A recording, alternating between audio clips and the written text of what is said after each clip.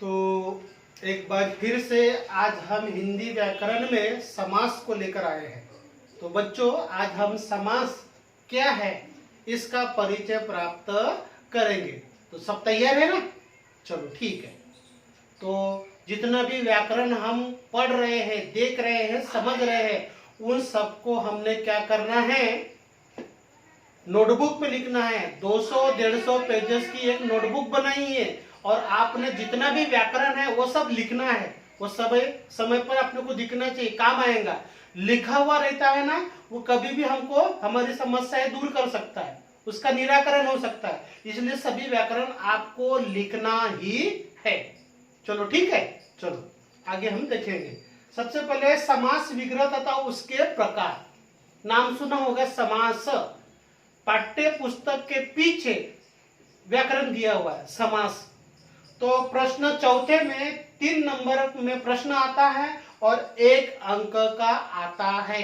1 अंक के लिए कितनी मेहनत करनी पड़ती है, तो कितना समय देना पड़ता है, आपको पता चलेगा। चलो ठीक है। हाँ, ध्यान में रखना है, कृति पत्रिका, हिंदी की जो कृति पत्रिका आती है, चौथा नंबर का प्रश्न व्याकरण से संबंधित रहता है और तीसरा प्रश्न रहता है समास का।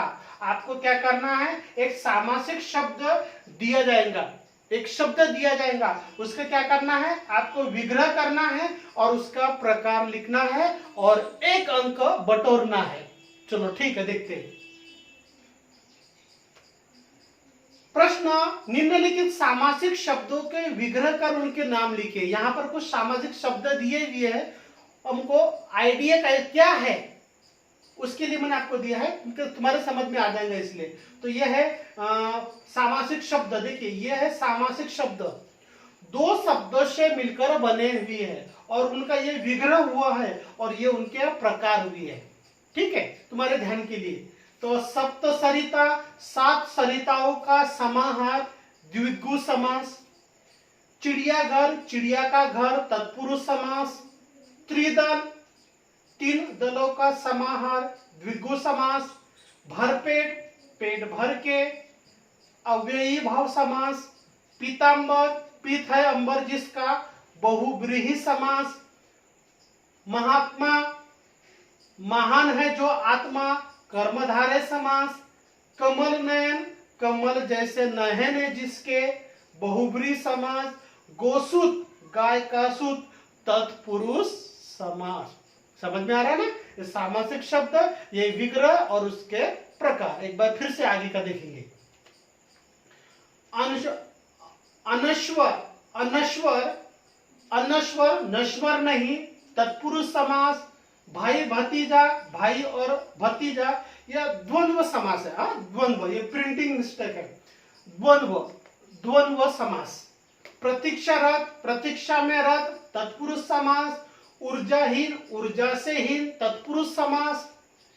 जीवनाभिव्यक्ति, जीवन की अभिव्यक्ति, तत्पुरुष समास।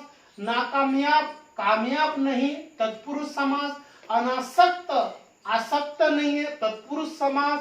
सत्य शोधक, सत्य का शोधन करने वाला हो जो, बहुव्रीहि समास। पंचवटी, 5 पंचवटी, 5 वटों का समूह। हाँ, यहाँ पर प्रिंटिंग मिस्टेक है। पंचवटी है ना, 5 वटों का समूह, द्विगु समास। चलो, ये समझ में आ रहा है? हाँ, चलो अब देखेंगे समास की परिभाषा।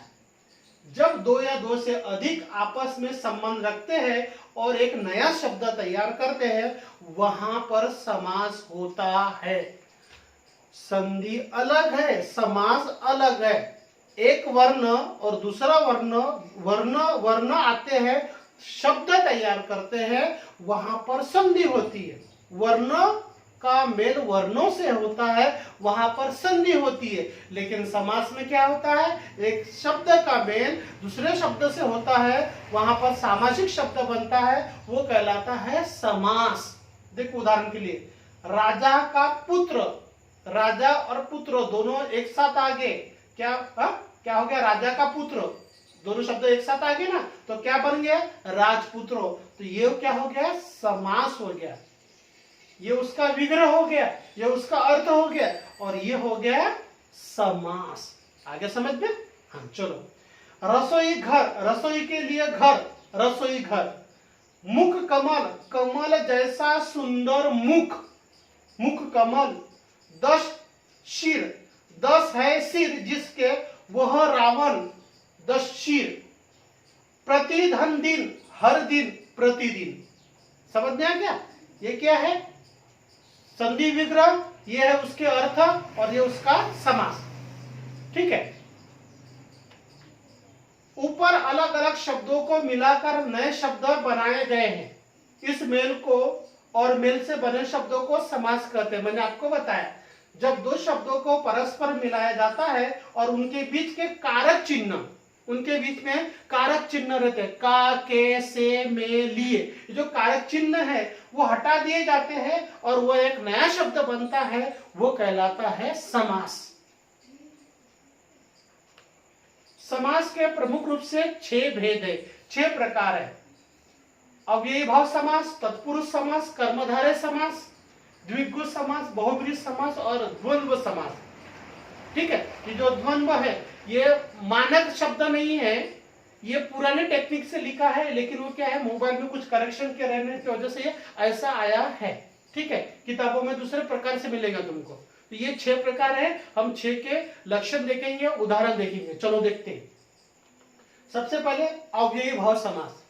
ठीक है। हाँ, जिस समास में पहला शब्द प्रधान हो। अब देखो, समास को समझना है तो उसके भाग को समझो। पहला भाग को समझना है या दूसरे भाग को समझना है। तो अव्ययी भाव को पहचानना है तो उसका पहला पद प्रधान होता है। ये वाला पहला पद, ये देखो, ये प्रमुख होते हैं। ये दूसरा होता है, ये प्रधान पद होता है, ये दूसरा पद होता है। इनको महत्व देना है, इनको महत्व नहीं देना है। तो प्रतिधन दिन, प्रतिदिन, हर दिन, प्रति को महत्व मिला है, प्रति को महत्व मिला है, इसलिए वो अव्ययी भाव समास है।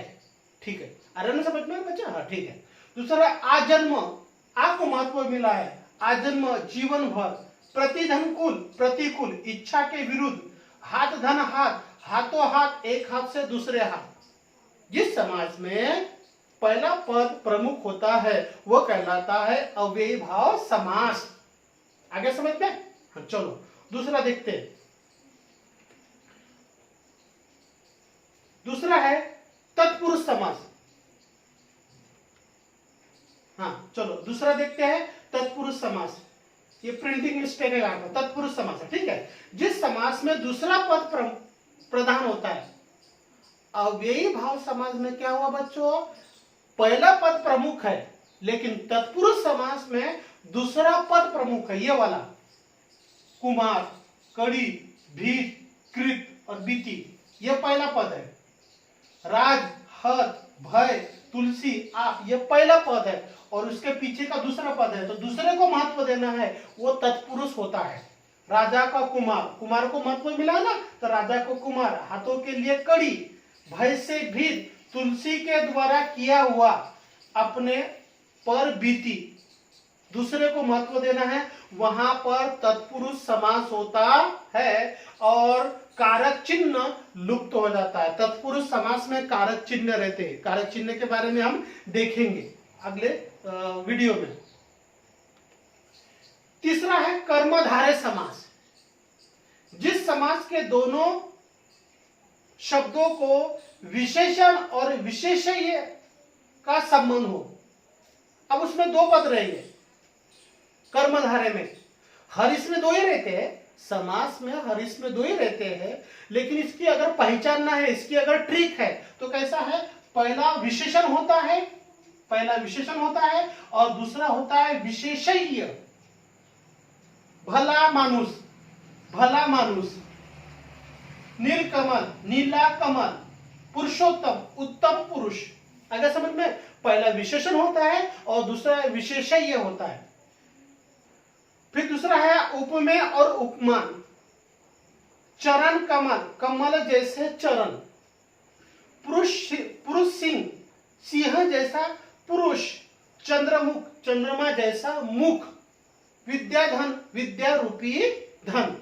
आगे समझ में? पहला पद विशेषण, दूसरा विशेषय्य। इसके पहचानने का तरीका। नंबर 4 में है द्विगु समास। द्विगु समास सबसे सरल समास है। क्या होता है देखो, पहला पद संख्यावाचक होता है। देखो पहला पद, देखो पंचवटी, सप्ताह, शताब्दी, त्रिलोक, इसमें जो पहला पद होता है वो संख्या से संबंधित रहेगा। 1 2 3 4 5 6 7 8 9 10, ये संख्यावाचक रहेगा, तो वो क्या है, द्विगु समास है, सबसे जल्दी समझ में आ जाता है। पंचवटी 5 वट वाला स्थान, सप्ताह 7 दिन, शताब्दी शत, अब शत वर्षों का समूह, 100 वर्षों का समूह, त्रिलोक 3 लोक, त्रिमूर्ति, त्रिनयन, ये सब जो शब्द है ये सब क्या है, द्विगु समास है। दशानन द्विगु समास है। चलो बहुब्रीहि समास, बहुब्रीहि समास पांचवा समास है। अब देखो इसका थोड़ा सा हट कर है, न यह पहला न पहला होता है प्रमुख, न दूसरा होता है, न पहले को महत्व है न दूसरे को महत्व है। किसको महत्व है, किसी अन्य को महत्व है। देखो कोई शब्द प्रधान न हो, पहला भी नहीं है और दूसरा भी नहीं है, समास का शब्दों से भिन्न अर्थ निकले, कोई तीसरा अर्थ निकलता है, तो वहां पर बहुव्रीहि समास होता है। चंद्रमुखी, चंद्र को भी महत्व नहीं है और मुखी को भी महत्व नहीं है, तो चंद्रमा के समान सुंदर मुख है जिसका, वो स्त्री, वो महिला। आगे समझ में, तीसरा अर्थ निकला। पीतांबर, पीले वस्त्र पहनते हैं जो श्री कृष्ण। नकटा, नाक कटा हुआ है जिसका, वह व्यक्ति। सकुशल, सधन कुशल, कुशल पूर्वक रह रहा है जो। मुक्का मुक्की, मुक्कों से हुई है लड़ाई, ये मुक्का, मुक्कों से हुई है लड़ाई। तो ये बहुब्रीहि समाज में क्या होता है, न पहले पद को महत्व है न दूसरे पद को, दोनों मिलाकर कोई भिन्न अर्थ निकलता है, तो वहां पर होता है बच्चों बहुव्रीहि समास। ये हो गया हमारे 5 समास। चलो ठीक है, आगे देखते हैं। द्वंद्व समास, ये भी बहुत ही सरल है, जल्दी समझ में आ जाता है। इसमें दोनों पद प्रमुख होते हैं, दोनों पदों को महत्व है। 2 पद मालूम है ना? हाँ हाँ, देखो ये पहला पद, ये दूसरा पद, ये सभी हर जगह पे मिलेंगे 2 पद समास में। ये पहला पद, दूसरा पद, पहला पद दूसरा पद, पहला पद दूसरा पद, पहला पद दूसरा पद, ठीक है। हाँ, तो दूध दही, दूध और दही। लोटा थाली, लोटा और थाली। बहू बेटी, बहू और बेटी। सीताराम, सीता और राम। सुख दुख, सुख और दुख। भूल चूक, भूल या चूक। दही बड़ा, दही और बड़ा। आगे समझ में, इनमें बीच में क्या है, योजक चिन्ह रहता है, इसकी पहचान है।